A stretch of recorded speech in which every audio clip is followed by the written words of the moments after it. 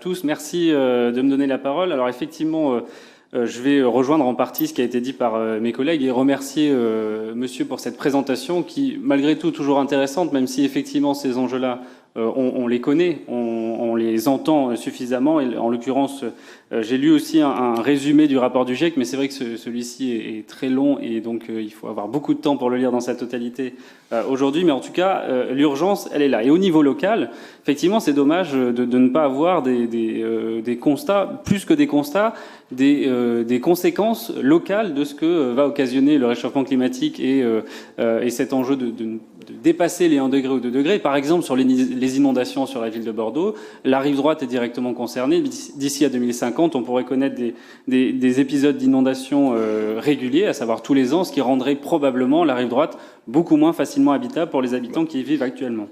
Donc c'est sûr qu'il y a un enjeu et ce constat, on le partage et on ne va pas convaincre ici de l'importance et de l'urgence de respecter ces objectifs climatiques. Mais en termes d'action, j'ai deux interrogations sur lesquelles je souhaitais vous questionner.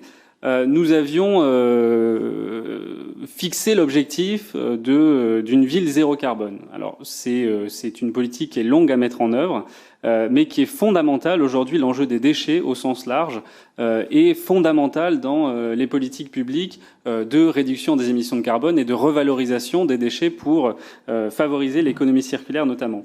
Aujourd'hui, j'aimerais donc vous poser cette première question. Quel est l'objectif, quel est votre objectif concernant la politique des déchets pour aller vers une politique zéro déchet comme l'ont fait San Francisco il y a bientôt 20 ans et comme l'a fait la ville de Roubaix qui est devenue aujourd'hui la ville vitrine en France de ces politiques zéro déchet.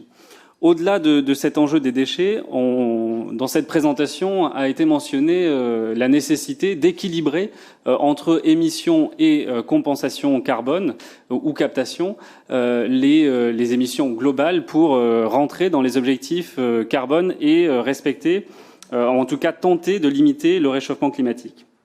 Sur ce sujet, au-delà de la réduction des émissions, dont on va parler, j'espère, et vous allez nous présenter des mesures à venir, on parle effectivement des mobilités, c'est un sujet important, l'énergie en est un autre, pour la réduction des émissions carbone, mais qu'en est-il du reste de ce qu'on ne pourra pas supprimer, de ce qu'on ne pourra pas réduire, parce qu'à moins de supprimer toute activité, il y aura toujours des émissions carbone.